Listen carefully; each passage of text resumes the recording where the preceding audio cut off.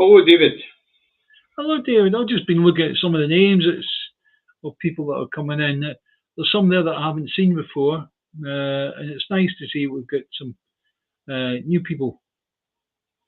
Aye, aye, it's good. It is. The hell's going on here? What is your Facebook feed not coming through? Aye, it's coming through.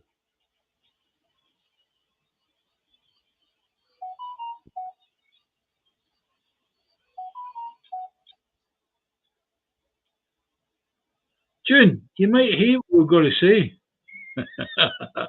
It's Jeanette, and Jeanette's a regular. Oh, June Dalrymple.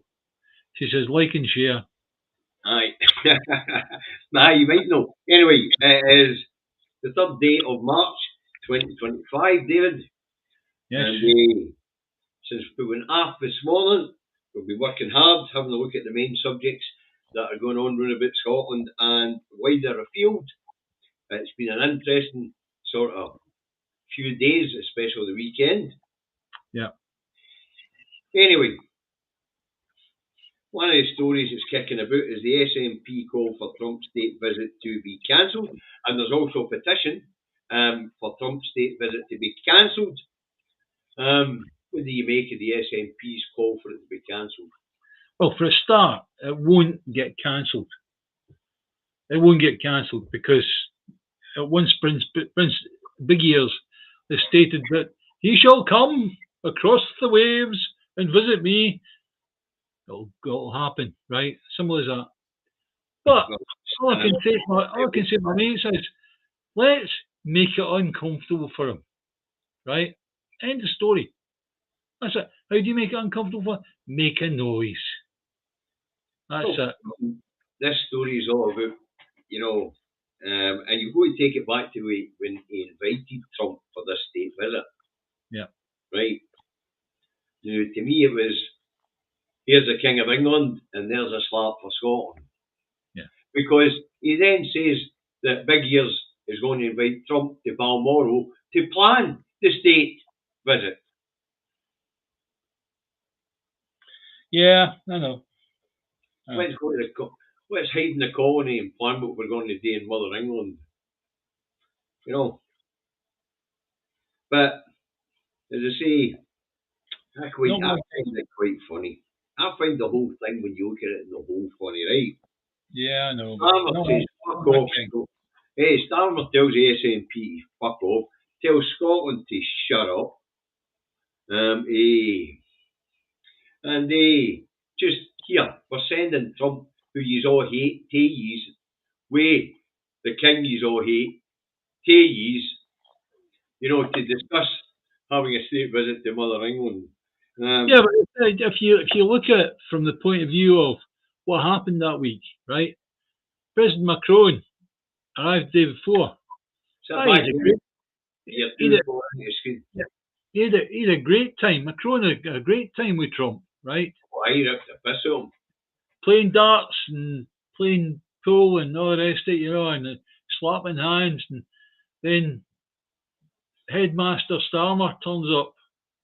And he hasn't got a fucking clue. Oh, I know what I'll do. I'll get King Big Ears to invite him. That'll do it, right? So, because he likes the royal family. Anyway, let's get back to the petition. I just find the whole thing about the pomp and ceremony. I find that pretty void.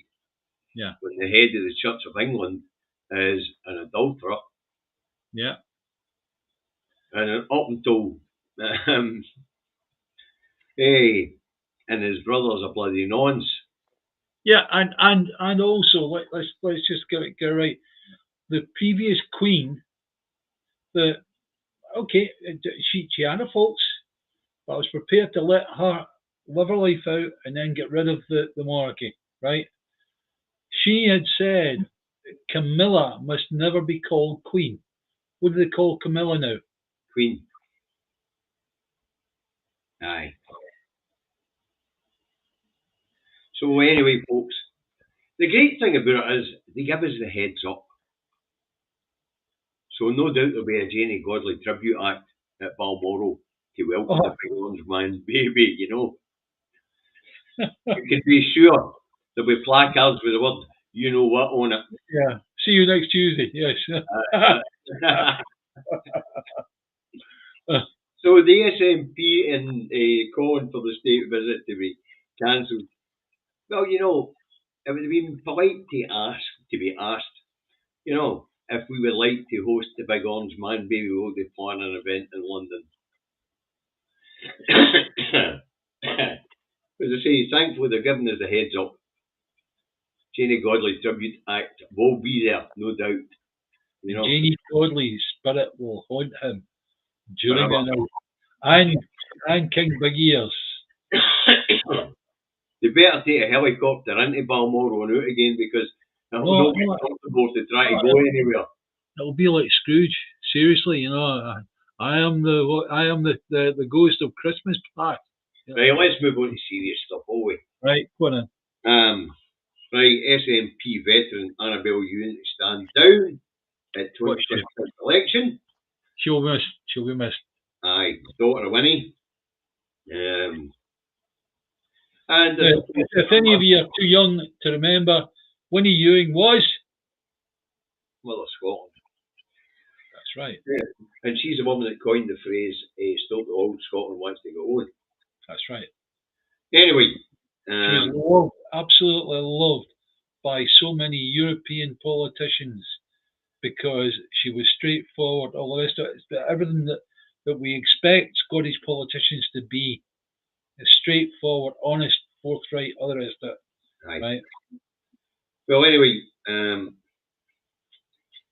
Miss Ewing, Annabella, she started off in politics, frontline politics. 2001, she was elected to Westminster SNP MP for Perth.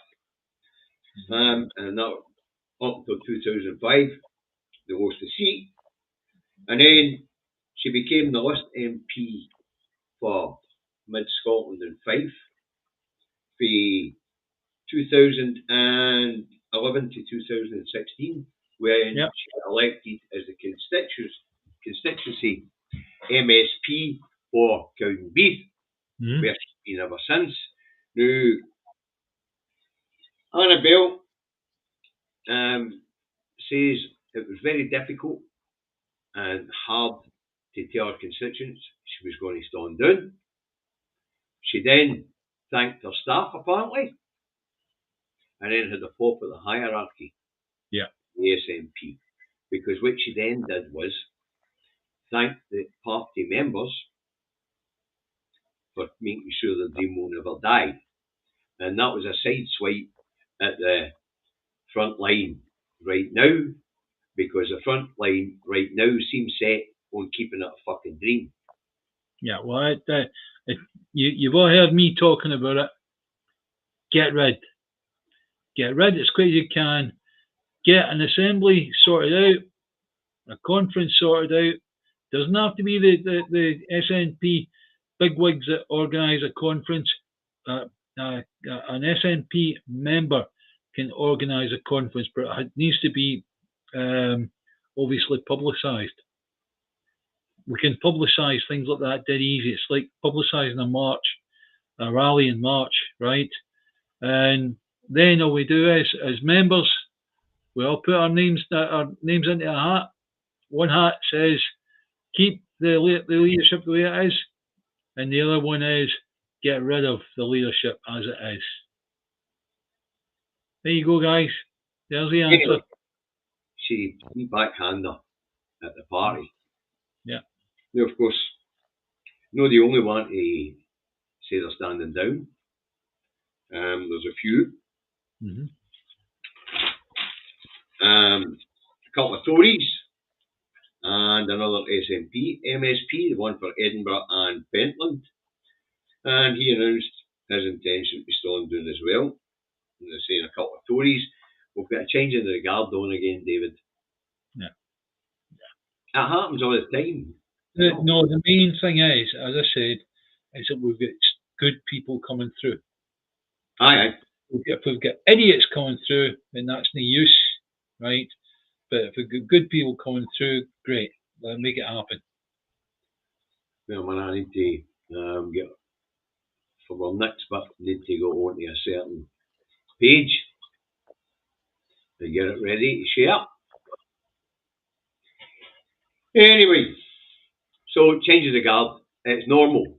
It's just the way it goes. You know. Now, Annabella's been in politics a long time. You know, 2000 to 2026 time. Should just time to retire, eh? Yeah. Time to move on. Well, also we're going to look at.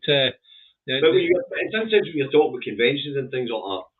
Yeah, no, but we're talking about the like Dennis Healy back in the day. He was he was an MP from 1952 to 1992. Aye, that's basically before that. Before the 70s was when Labour was a real force, or backed the unions and worked for the people. End of story. Nowadays, don't know what it does. Anyway, change the guard. This time it's at Holyrood. Holyrood's been around for a long time now. Yeah. So it's 25th year. Yeah. Some people have been in there for 20 odd years. Yeah. You know, there will be, and it will be the biggest players in the game in that parliament because they've been there the longest. Well, I think it's time for John Swinney to announce he's standing down. Give somebody else a chance. Well, we had that. We had a bunch of young MPs at Westminster, and we will have that now coming through in Holyrood because it's been around the quarter century. The SNP have been in power for 17 years of that. Yeah. There will be a cycle to go through here. Yeah. You know. Right, let's move on. Yeah. The councils now have announced the council tax rises. Oh yes, here we go. And they will put a chart here with a list of them, and I'll run down the ones that have announced. There's about 5 still to vote on their budgets. Who constructed this chart? It was the BBC, and it's important that they know that. Listen, folks, keep that in mind. It was BBC that produced this chart. Because it's a very important piece of information when I get down the bottom of this chart, folks. I'm going to read to you what it says. Yeah. And this is serious. And I do still have the evidence opened. Okay. Right, David, let's get down this list, shall we? Yeah. Let's have a look. I'll get the chart up. Right, Aberdeen City have started voting their budget. Mm-hmm. Aberdeenshire County, Aberdeenshire, the Shire, they've voted to increase council tax by 10%, and the Band D bill will now be £1,532.76. Angus Council. Just in case any of you are wondering, Band D is the average type of setup for that. Right, don't worry, you blow the cap down in my camera. Come on, David. Sit back. Anyway, Angus, they've voted for an 11% rise, and that means the council tax in Angus will rise to £1,461.52. Argyll and Bute, 9.9. Clackmannanshire, 13%. Wow. And they will be paying £1,594.38 to Band D. Dumfries and Galloway, 9%.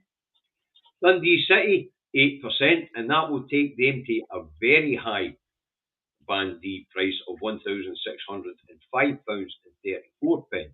East Ayrshire, 8%, just as a wee bit higher than Dundee City, believe it or not, £1,606.44. East Dunbartonshire haven't voted on the budget yet. East Lothian, 10%, £1,579 plus pennies. East Renfrew, 8%, 1,528 plus pennies. Edinburgh City, 8%, 1,563 plus pennies. Falkirk hasn't voted on its budget yet. Fife, 8.2%. Glasgow City, 7.5%. Highlands haven't voted yet. Inverclyde hasn't voted yet. Midlothian, 10%, taking it to £1,666.20, the highest we've seen so far. Moray, 10%, 1,573 plus pennies. The Gaelic One, 7.5%, 1,378. Healing Var, oh fuck that. Right. North Ayrshire, 7%. North Lanarkshire, mine, 10%. My council tax, 1,452.86. But Dave and I were talking about this earlier. These properties have all recently been revalued. I know that the Scottish Government has recently announced that all the councils should do this, but North Lanarkshire took it a wee bit in advance. Yeah. So mine will be a wee bit cheaper than that. But the Van D is 1,452. Keep that number and 86 pence. Keep that number in mind, folks, for when I get to the bottom of this chart. And also keep in mind that the people that formed this chart and what's written at the bottom of it was BBC, right? Right. Specifically, keep the number for North Lanarkshire in your mind, because I'm going to put up the proof that what was said in the section at the bottom of this chart is untrue. Now, I've only kept the one example up, but I've done about 10 of these different councils, and I've asked the question of each time, is this inclusive of? So we'll talk about it when we get to the bottom. So where were we? Just below the Orkney was the next one, which is undeclared, right? Okay. Undeclared, all right. Perth and Kinross, 9.5. Renfrewshire, 9.5. Scottish Borders, 10%. Shetland, 10%. South Ayrshire, 8%. South Lanarkshire, the lowest we've seen, at 6%. And wow. There's 1,378 plus pennies. Yeah. Stirling, 8.8%. Western Bartonshire, David still to vote. Yeah. West Lothian, 8.9%. We did say Western Bartonshire and Eastern Bartonshire are hanging back until they see what they can get away with. Now, folks, this is where the lie comes in. This wee snippet of the bottom wasn't wrote for the Scottish audience. Yeah. Read it, David. Read it out and read it carefully. Right.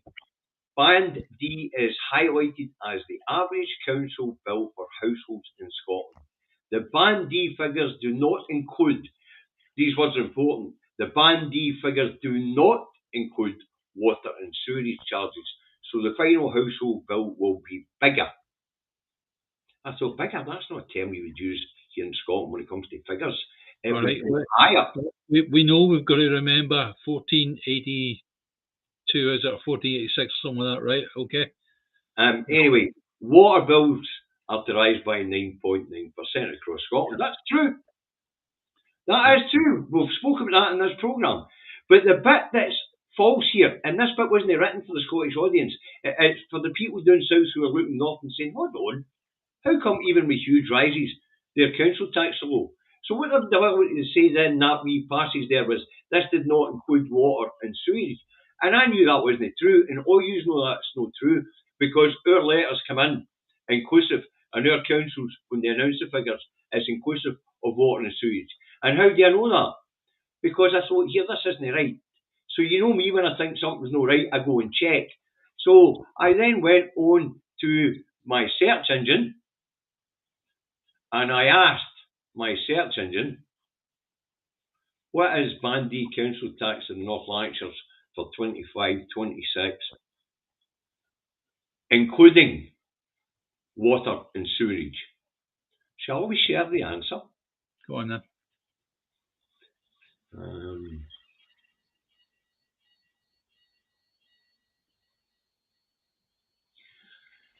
Here, these are the results for Band D council tax bill for North Lanarkshire, including water and sewerage. Band B, £1,130. Band C, £1,291. Band D, £1,452.86, inclusive of inclusive of water and sewerage. Now, what does So, that mean? so therefore, what you're saying is the BBC have lied. They have lied, and I'll share it again, folks, so that you can see what the BBC have said.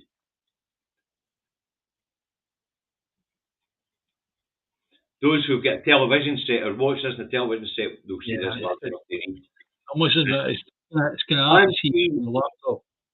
Band D is highlighted as the average council bill for households in Scotland. The Band D figures do not include water and sewerage charge. Now, because I thought that didn't sound right, folks, and you know what happened. David, you're not on North Lanarkshire. We'll put it on, show the people North Lanarkshire. Oh, I can scroll up to North Lanarkshire, yes. Yeah, scroll up. So that we can make sure that the figures are what I say it was. North Lanarkshire, 1,452 and 86 pence. The BBC says that does not include a water and sewerage.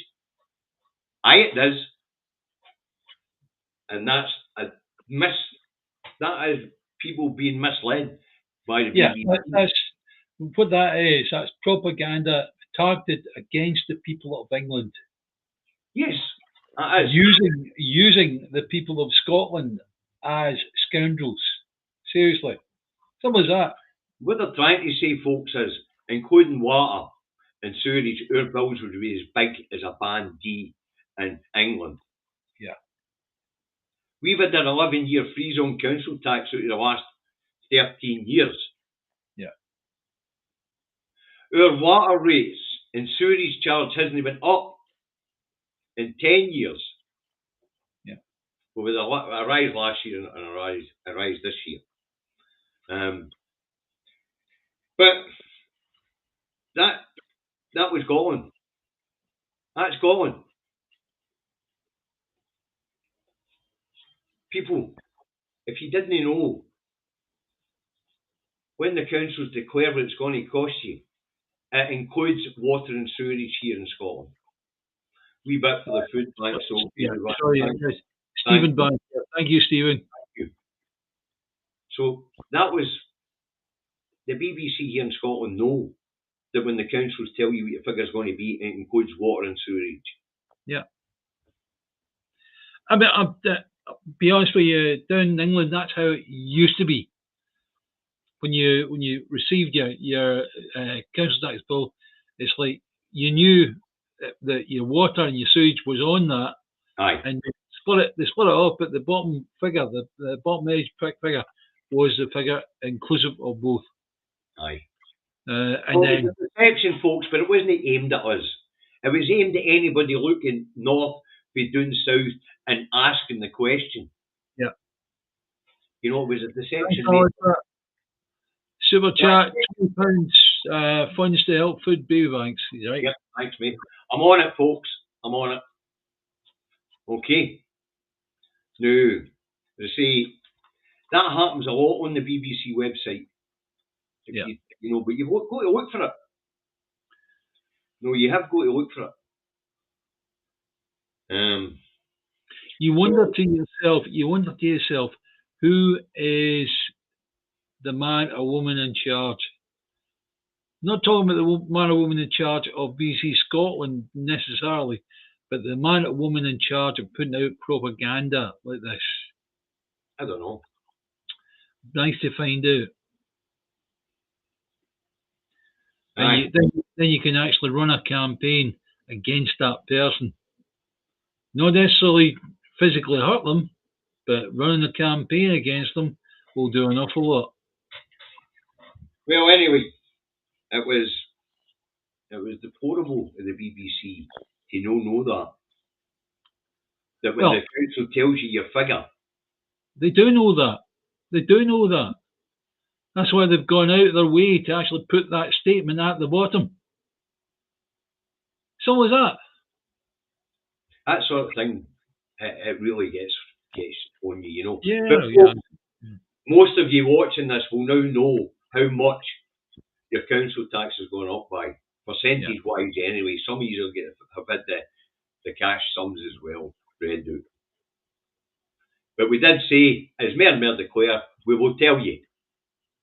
Well, one thing I can say is, if we've got maybe ring light on here or whatever, right, we've got an opportunity to actually show this from the England's aspect, like England's focus. Yeah. Aye, when their budgets are agreed in there for their areas as well, we'll have a look at we'll take comparable, shall we? Yeah. We'll take a subsample of 32 of their councils. Yeah. You know, Fair enough. when the time comes, okay. But as I say, the BBC, that's just a deception. But it wasn't aimed at the people of Scotland. Yeah. You know. Right. Let's move on. Latest onset economic data let out and behind, what's been going on in the mainstream media.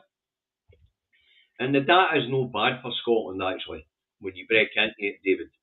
Yeah, but there's two. Give out what you're going to give out, but I was going to say there's two ways of looking at it. Aye, but we need to let people know what we're going to talk about before we can do the ways of looking at it. Okay. Now, what this data was released for the Office of National Statistics, sent to me, but I thought it was interesting. And it would appear our economy is bobbing along, just about okay. You know, what this data is on, business deaths, they call it, and business births, which is basically the amount of businesses closing compared to the amount of businesses opening. Now, here in Scotland at the moment, opening is winning.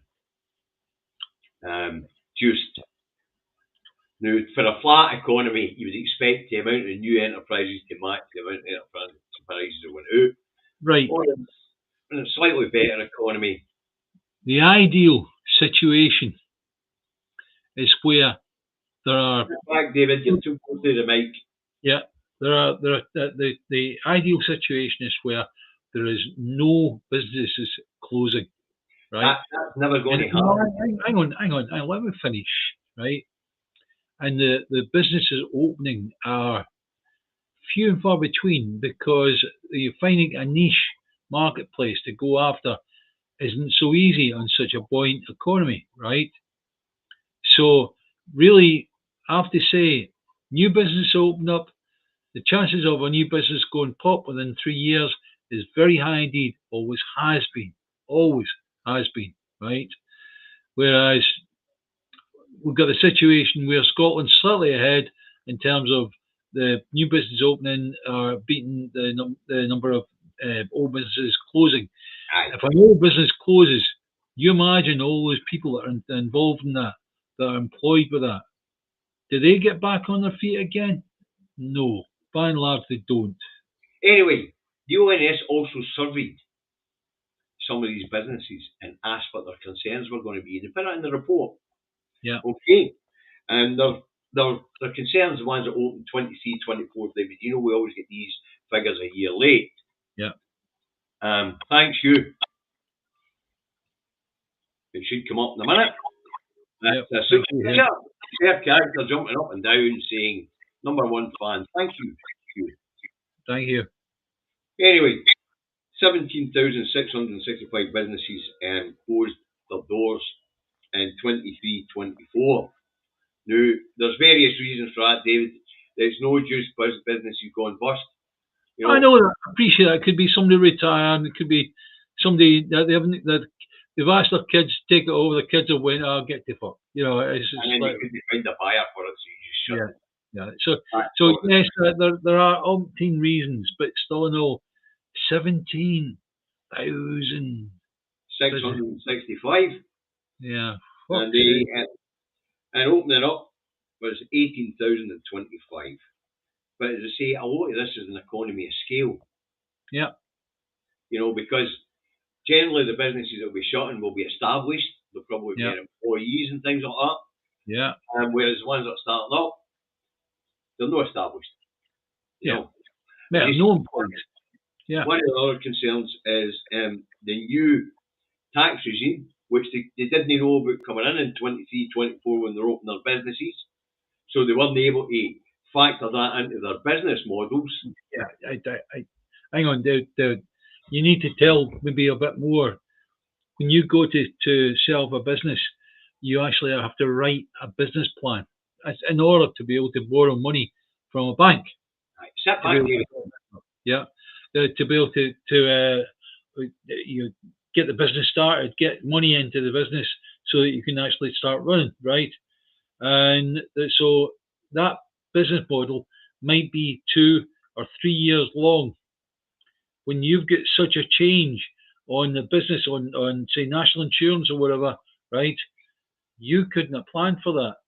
No, That no, could that's what I'm saying. That's the, that this is the second worry that we were asked about in the well, the main worry they talked about in this survey done to go along with the report on the amount of businesses opening and closing.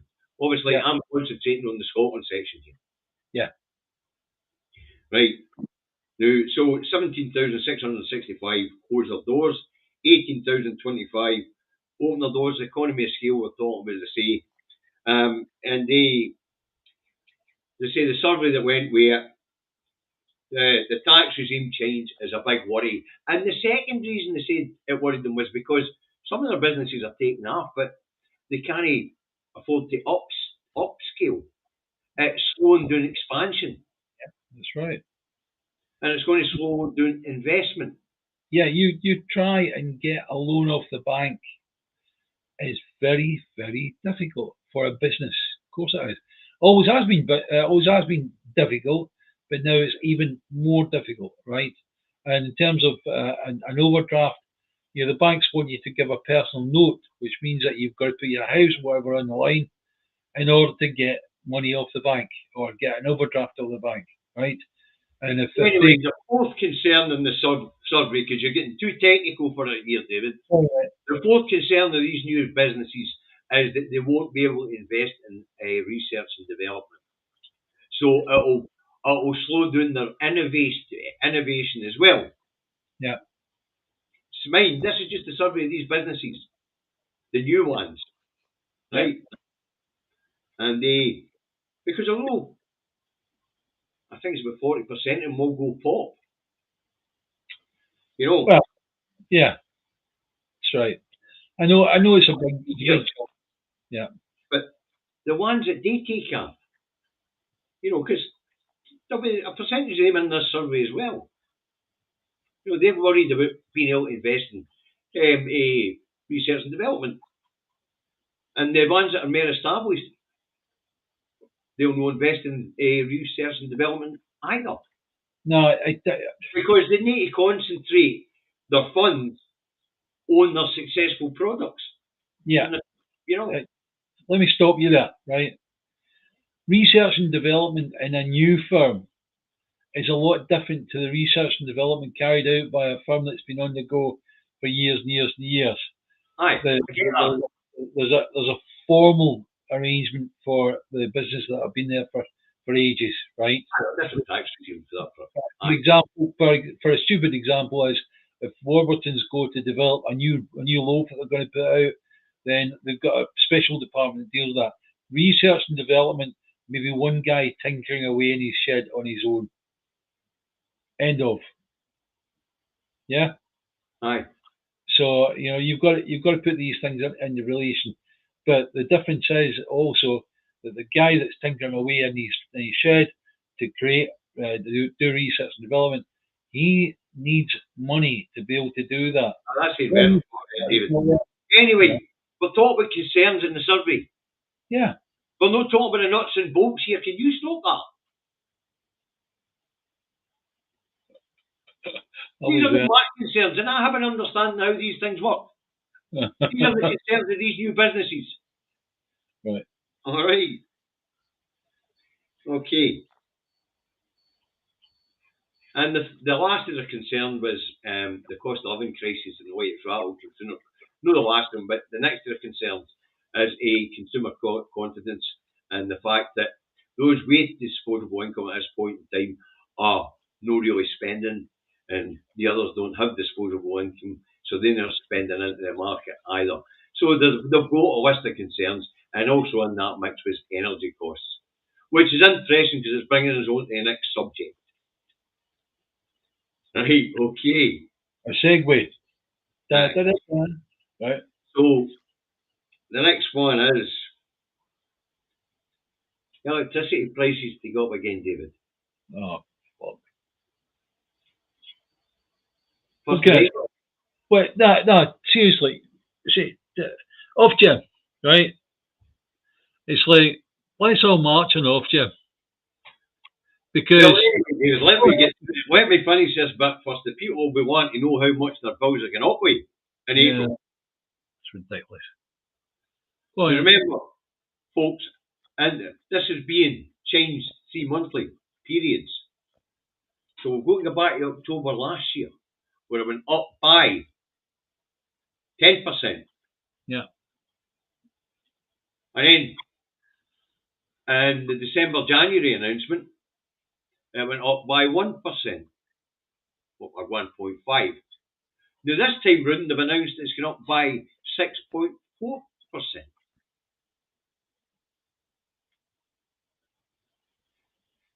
What happened to the word fucking cap? What happened to the word pitchforks? I thought they were putting a cap on this. What's a cap?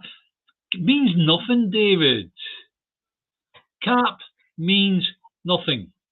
All repeat after me. All repeat after me. When it comes to electricity, cap or gas, cap means nothing. It's pure comedy gold. Yeah. Oh, well, John regulator. Keep up good, honest reporting, you two. For John and the wee bar Edith. Wonderful. Hi, John. I hope you and Edith are keeping well, mate. Thanks again. You're always very generous, John. Right, but as I say, the term, energy price cap, they're ripping the piss out of it. They're ripping the piss out of everybody in the British Isles. It would appear every 3 months the cap comes off, and when it goes back on, you're 6.4% taller.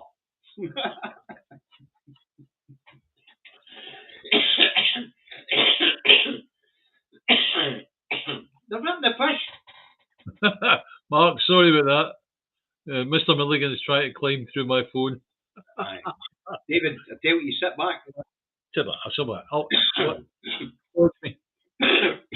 It's no good if I was seeing your forehead. Yeah, unfortunately, I've got one of these seats that raises and lowers, and here we go. Keep your eyes on the prize, boy. We're broadcasting here. Jeez, it's like working with a guy that's supposed to have a dozen pints. Right, so the energy prices are going up again by 6.4%, folks. So one. Now, you'll each be able to do the sum to apply that to what your annual costs at the moment are. And work out how much more you're going to have to cough up. But this is outrageous. Yeah. It's beyond that. And the thing is that each one of the actors involved in all this. Now, remember, we used to have literally 50, 60, 70, 80 different electricity firms, gas firms out there as middlemen selling that product. What happened was the Ofgem gerrymandered the whole thing, so a lot of these companies would go pop, and they did. That left you with the big 6 or 7 big firms and their middlemen, right? So we've got Ofgem, we've got the actual one of the big 6. Also, we have the Ombudsman. Now, I won a case with the Ombudsman against my electricity and gas firm. Sit back, David. Right? Sit back. Sorry? Sit back. Fuck's sake. Right, aye, okay. I won a case against them through the Ombudsman, and part of the deal was that they had to change or do a proper assay on my meter which was going faulty. Aye. Now that's back before I got my leg off, so that makes it nearly a year and a half ago. They still haven't been out to do that. Aye. So what that says to me is that the electricity and gas firm are basically doing that. Doesn't It's matter. bigger than that, David. You're good at these segues for how things affect you. Yeah, Right. no. Right, back to the reason I back to say the this, question. hold on. The reason I say this is because everybody is in the same boat. Aye, no, Yeah. let's go back to the political reasoning behind it, because there is none, There is no except for economic sabotage. money. That's what it is. No, what it is the regulator, being the government, allowing these people to run a savvy in this closed market, gouging everything they can out it, while affecting the rest of the market negatively. Now you've got to ask yourself, why is the government in Westminster allowing that to happen? It's There are the people that are already on the edge. it's the power of being a shareholder within individual firms, right? You're only when you get your shareholding above 15%, is it, that you have to declare it when you're an MP. Having 15% of the shares in, say, Scottish Power, that's a lot of money, and very, very few people have got that. As I say, it's harming the economy. Yes. It's driving inflation. It's taking disposable income out of people's pockets when we need people to have disposable income in their pockets. And it is within their power to regulate. They can actually impose a cap. Yes. And say this far and no further until we tell you otherwise. All right. Even if they put a cap in place, right? That cap, as they say, only describes someone with average use. Thanks, Alistair. I've still to meet an average user. Aye. Now, Alistair says that we need to tie David to his chair. Telling him to sit back doesn't work. I'll get the gaffer tape out, will I? Thanks for the super chat, Alistair. It'd be like a guy tied to his chair in the airline. You're causing problems. Yeah, there you go. Cable tie. As I say, but you've got to ask yourself, are all these stupid economic decisions being made in Westminster by the current and previous government? We've talked about this before. It looks as if it's economic vandalism. Who wins? I don't know. Oh, who gets it back? Well, I'll tell you straight away. If it's down to the fact that these MPs that we've got sitting in Westminster are all sitting on top of a nice little lump of shares in electricity companies, right? They're not going to legislate to turn that down the way, because that will reduce the amount of money they're getting out. Right. Something needs to be done, David. Well, get rid of Westminster. There you go. Get rid of Westminster. We're a few years away from that, unfortunately. But, as I say, Guy Fawkes had the right idea, but he wasn't allowed to carry it out. You'd have thought the people that actually grabbed him went, "What are you doing, son?" "Oh, I'm going to blow at the House of Commons." They went, "Oh, well, fair enough. On you go, son. You carry on. You'll just give us plenty of time to get out of the place." As I say, this is economic madness. No. Absolute economic madness, especially at this time when people are struggling. Well, people voted for change and have got no change whatsoever. And today we had the dogs of war banging their fucking drums in Westminster again. Yeah. What does war do? What does war do? Tell you what Starmer tells you what it does. War creates money. It puts. I mean, if you imagine those missiles are coming from a company in Northern Ireland, right? So he's 5,000 missiles to be produced. I don't know what one of those missiles is worth, but I'll tell you what, it's a lot of money. No, as I say, never mind that. We'll get back to that. But as I say, it's economic madness. Starmer's answer is to turn the place into a vast military-industrial complex selling weapons, apparently, which will lead to this new economic boom. Yeah. Before that, of course, it was green energy, but green energy has been stuck on the back burner. Let's make it the dogs of war stuff again, you know. But they say this is economic madness. People are already on the edge. We're being told we're going to be driven further into pain, and the electricity companies are gouging as well. They're at it. Yeah. But let's move on, shall we? I think we're all behaving like a bunch of fannies. We seriously should be actually taking this plot to task and saying, right, come here. We'll get to that when we end the Scottish bit, because we're going to end the Scottish bit in a bit of comedy, David. Yeah. And we're ending the Scottish bit before we go wider afield, folks, on ferries. Hey, there we go. Where have I heard this before? Hey, anyway, more ferry fun as a new ferry new ferries built for Seamal. The Scottish government's arm's length company that procures ferries for Calmac, right?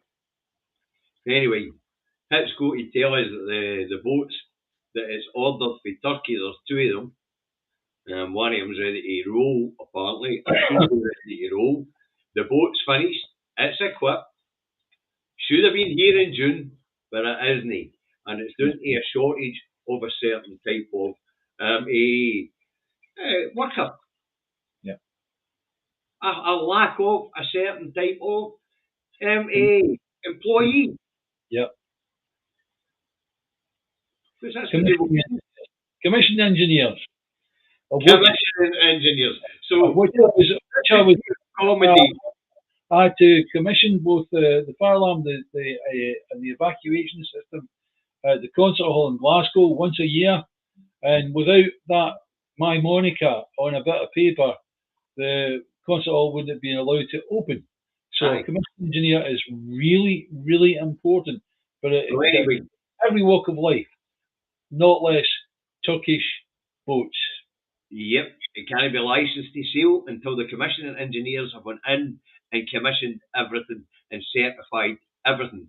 So we've got a boat sitting in dock which can't be certified to go because there's a lack of commissioning engineers, commissioning officers in the world in the shipping industry. Yeah. Now, boats carry a lot of equipment for a lot of different companies, and a lot of the systems are integrated, and they've all got to be certified before the boat can get out of the dock. And there isn't any commissioning engineers in Turkey or anywhere else in the shipping industry. If you're a commissioning engineer right now, you could be making a killing. Yeah, let's bang a few CVs across there, see what happens. David, if you've got a license to be a commissioning officer at this point in time in any engineering or any bent at all, I know. There's got to be money in the shipping industry. I know. Just go freelance. But how long is it going to take now? Are we talking like 6 years, something like that? I mean, here's an interesting fact for you folks. The people that certify mobile cranes here are all freelancers. Yeah. They're all licensed by the government as commissioning officers. And they're all generally engineers in the field that they're doing the commissioning in. Let's look at square in the face. If you're a commissioning engineer, commissioning officer, whatever you want to call yourself, right? If everything goes tits up, it's you they come for. Aye, you're right. It's your insurance they're coming for. That's right. So apparently we can't get these tubs in the water until they find enough commissioning engineers to certify all the different equipment on the boat to let it get licensed to go to sea. Yeah. So, anyway, you imagine the mainstream media here, the Herald and the BBC, are having a field day with it. But I mean, there's no really a lot to be done about it. Maybe the boats aren't licensable. Maybe they've got several real problems that have not been resolved. No, that's not it.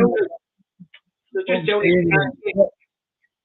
What I'm saying is that maybe that could have been the setup, the problem, right?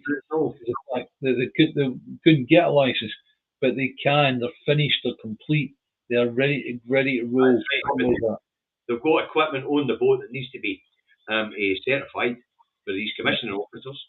Yeah. And there's just so few of them. They're spread so widely across the shipping industry, the ones that work in the shipping industry. Yeah. And they're having to wait. They're just having to queue. Yeah.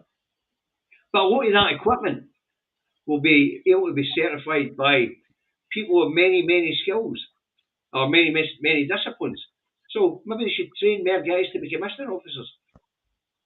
They're already out there trained, like for the the hydraulics for the deck and things like that, for getting the vehicles on and off and things like that.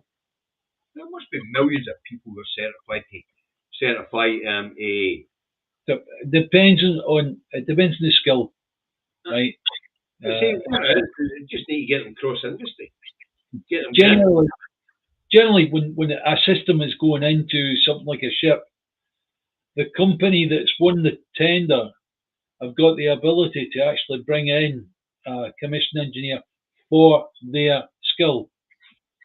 Well, apparently the mechanic is a shortage. Yeah. Anyway, I just thought, but it was time for a Ferry story, Hey, you make that sound like Ferry. I know. Right, let's move on to we'll get to the drums of war shortly. But Keir Starmer, he's having a good couple of weeks, is he not? Oh yeah. He went into the White House the day after Macron. Aye. And Macron and Trump struck it off. You could see it. There was a body language, right, between the two, slapping hands, all this, right. And then Starmer comes in the day after, and it's very, very much like a different feeling altogether whatsoever. And then he pulls his trump card out. Trump card. Know that, right? Pulls his trump card out, which is a letter from the king, from King Big Ears, right? Aye. And Trump went through it. And what he was looking at for was the signature. He said, without a signature, it's not really.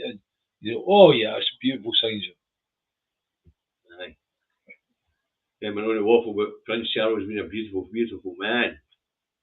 Aye, that's right. The head of the Church of England, an adulterer. I can assure you, he's not. If King Charles is fucking beautiful. Anyway, that must be this world, seriously. Anyway, the comedy deepens after Zelensky's been in and had a fallout with Trump.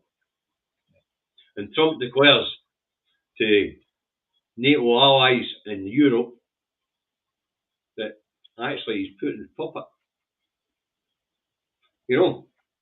So that brings Starmer centre stage this weekend, didn't it? Aye.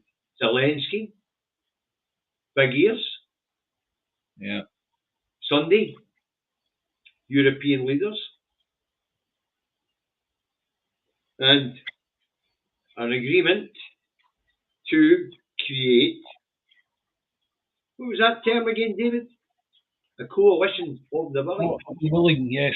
Now, if you imagine that back at the time of the Iraq War, when Bush and Blair were on the stage at the time, right?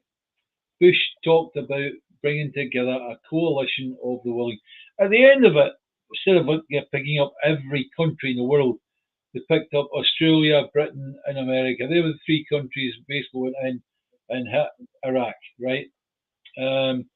So Americans have used this phrase "coalition of the willing," and it so happens that Keir Starmer has used the same phrase "coalition of the willing," and I think that's purely and simply to get the Americans to think hard about what they asked everybody else to do as to what they are being asked to do. Without getting political about it, what's been asked for is that Starmer has talked about putting boots on the ground in Ukraine or providing weapons or whatever, so long as Americans are there as a backstop. He basically wants Trump to stand by the Article 5 agreement and the NATO Charter. Yeah. And that is that if one NATO nation is attacked, the rest come to their aid. Yeah. And what they're basically saying is, oi, we need you as a NATO member as the backstop here because you're the biggest in the room. But as we know, Trump's not really that interested in protecting Europe anymore. Well, he's an American first type of guy and he's quite transactional. I told you what he was. He's a barra boy, right? And if he doesn't get his way in the first attempt, he's not going to persevere. He's not going to continue. He'll try and put together a deal, and if it doesn't work out, right, okay, I'll go and do something else. Right? Aye. Seriously, that's a barra boy for you, right? But as I say, Trump's not doing anything with a little cognitive ability he's got left. He's not doing anything on a moral ground or on a political ground. He's just doing it in a transactional way. Yeah. You know, so he tried to bully Ukraine into giving up all their rare earth minerals. So basically, he's acting like a gangster. You know, he's acting like a racketeer. We'll give you. We need some protection money. That's it. Yeah. We'll provide your protection, but you're paying for it with this. Yeah. You know, it's a bit like the street hoods that the mafia grew up with, where they would go along and bully the businesses in the block, give us bloody money or we'll ruin your business for you. Yeah. Where's your insurance? Never mind your insurance. Oh, but you better keep paying that in case we decide to fight you out of business. You know what I mean? It's pure comedy gold, actually. And it needs to be called out for what it is. You know?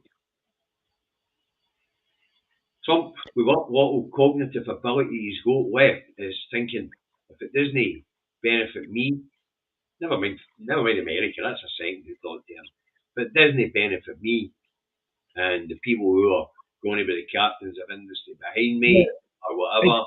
It's not something that I was particularly into at the time. But if you remember correctly, France was supposed to be involved in building submarines for Australia, right? And then we had the Oralis thing that was brought forward by Sunak and the Biden and for Australia.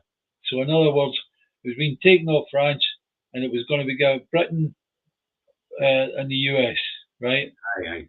And Trump was asked, well, what about Oralis, I think it's called, for the US, right? He knew nothing about it whatsoever. Well, he knows about this. Yeah. He's using America as a bully boy in the world rather than the leader of the Free West. Yeah. Anyway, so that puts Starmer in an unusual position of being front and centre because he got on all right with him. Macron gets on all right with him. And it appears that Starmer decided that he's going to take the lead in this. So he gets Zelensky here, and then, of course, the summit on Sunday. And today, we listened to the speech together, David. He was thumping the drums of war. Yeah. Trying to make himself look like a big player. Canada declared through Justin Trudeau yesterday that they would be involved as well. Aye. So, well, David, we need to speed this up a wee bit, but what's all this bombastic shit hiding yesterday? Was it hiding? What was all this news today hiding that happened yesterday? Well, yeah, you've got to look. Well, what's he not covered? He's not covered the state of the economy. That's one, right? The number two is Gaza. What's happening there? Palestine. And it's like seriously, it was a good news day for covering up things, Aye, especially when Trump and Vance had a go at President Zelensky. Well, the other thing is, David, as you say, the biggest protest movement in the UK at the moment is Stop the Genocide in Gaza. Israel yesterday reimposed a full blockade on humanitarian aid into Gaza. Yeah. And they're supposed to be starting phase 2 of extending the ceasefire. No happening. But all this top thumping did hide some bad news for Starmer. As we know, Annalise Dodds stood down, and then Lord Evans has been investigated for a cash for access row. Not get time to cover the videos. They were at 1700 and I've got work to go to. Right. Okay. We had a video with the volume of my microphone. Do apologise. We'll get it sorted out for next time. But really, there's a lot of things happening at the moment. We're sort of midway on seeing what the outcome of certain things are. We'll no doubt have more to report to you on Thursday. Aye, we'll see about folks. We're being put in the war footing. Yes, but you're being put into a fear footing. We can discuss that at a different time, of course. Yeah. Because part of propaganda is fear. Yeah. All right.